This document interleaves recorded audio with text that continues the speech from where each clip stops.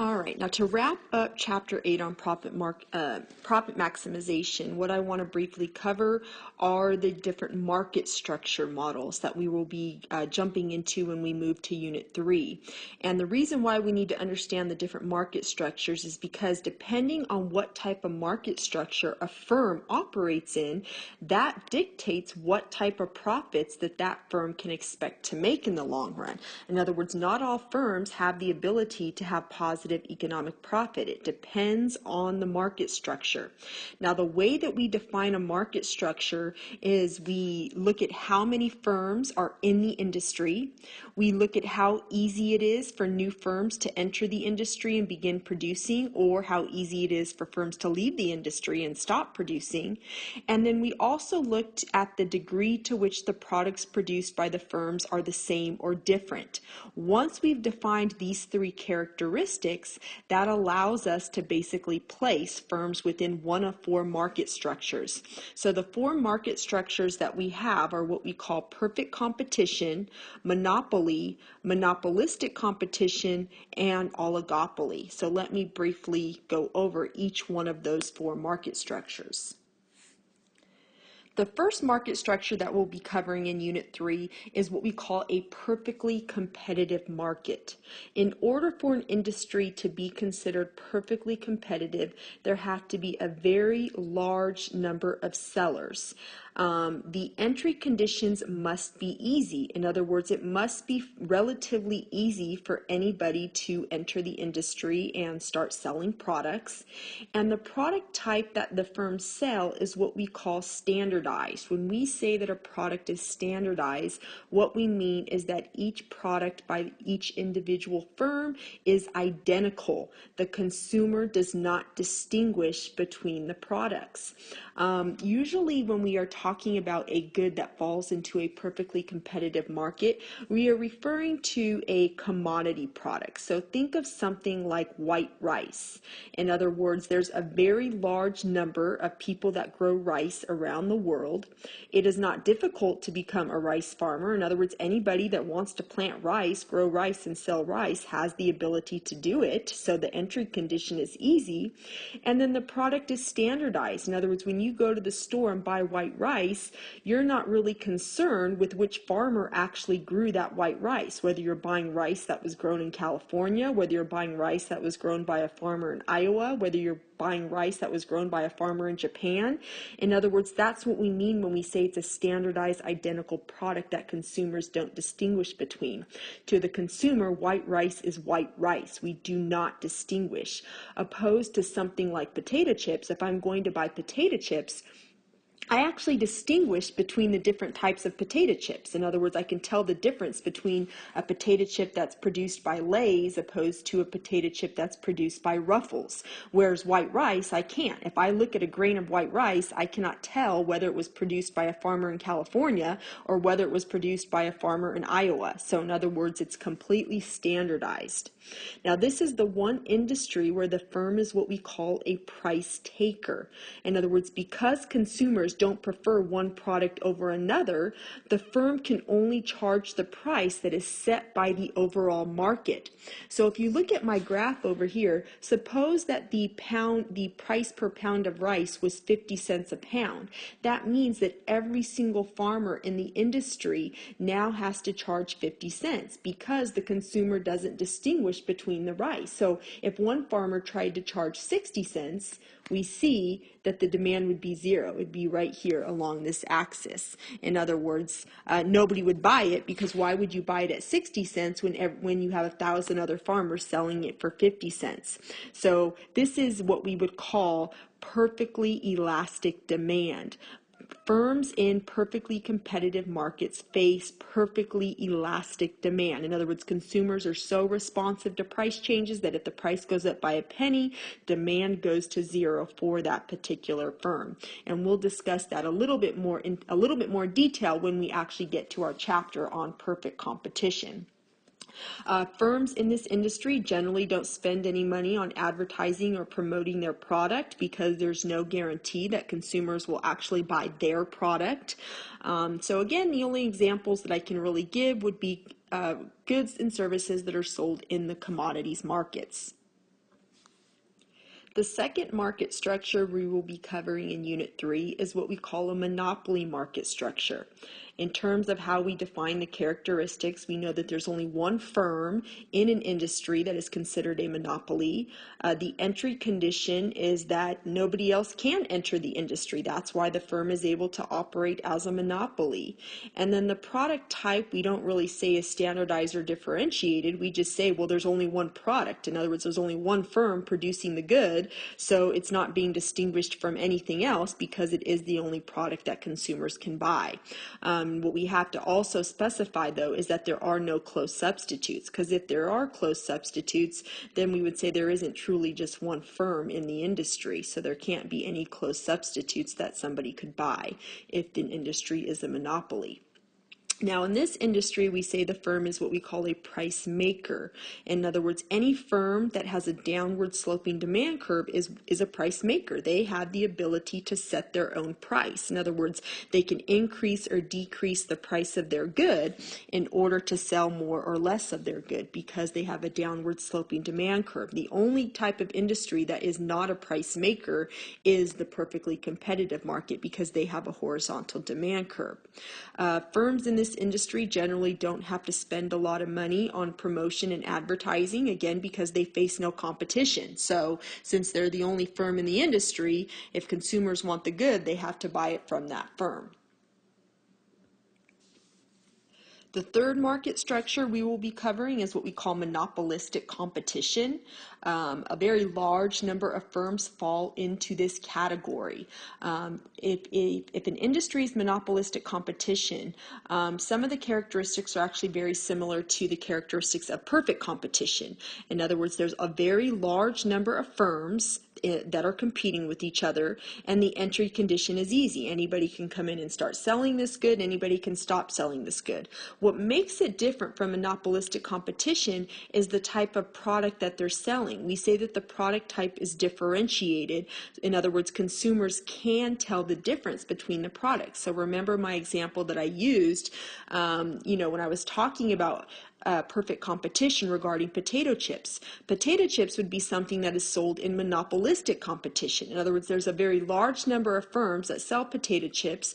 There's no restrictions. In other words, anybody can come in and start selling potato chips, but the products are differentiated. When the consumer goes to the store to buy a bag of potato chips, they can tell the difference between all the different firms that produce them based on, the name of the potato chip, the packaging, what have you. Because consumers can distinguish between the products, the firms are price makers. In other words, they can still, set their prices to alter the quantity demanded of their good. So they're also going to have a downward sloping demand curve. Now, in terms of promotion strategy for monopolistically competitive firms, we would say they generally spend a lot of money on advertising and market research, and that is because they face a very high level of competition in this industry. And so we'll go into, what are the specific things that firms do to distinguish their product from their competitors when we get to the chapter on monopolistic competition. Now, the last market structure that we will cover is what we call an oligopoly. Oligopolies are somewhere in between in terms of the number of firms they have. They're not like a monopoly where there's just one firm, but they're certainly not like monopolistic competition where there's lots and lots of firms. There's just a small number of firms that compete in this particular market structure.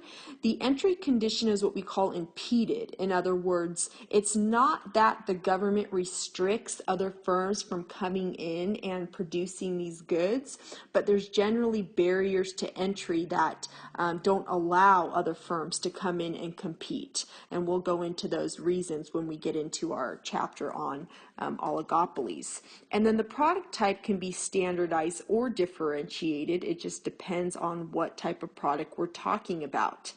The pricing strategy of oligopolies is very interdependent simply because there's a small number of firms. So what one person does in terms of price may have a major impact on what somebody else does in terms of price. So firms in this industry are very, very interdependent. They're constantly aware of what their competitors are doing. And then in terms of promotion strategy, it can be a little or a lot. It just depends on the product that we're talking about. Generally, if it's a product that is sold in the wholesale market, you're not going to see any money spent on promoting the product. But if it's a product that is sold in the goods and services market to consumers, you're probably going to see a lot of money spent on promoting the product. So examples of oligopoly markets would be something like the auto industry. In other words, the auto industry, there's not, thousands of firms that produce cars, but there's not just one either. In other words, there's a small number of companies around the world that produce cars. And again, because cars are sold to consumers, there's a large amount of money spent on advertising and research. But think of something like steel. The steel industry is also considered an oligopoly market. In other words, there's not that many steel producers in the world today. However, steel producers, are not going to spend money on advertising and research because of the fact that consumers are not the ones distinguishing between steel. If I go buy a car that's made out of steel, I'm not asking the salesman what type of steel is this car made out of. To me, steel is steel. It doesn't make a difference. So, in that case, they wouldn't need to spend money on advertising or research.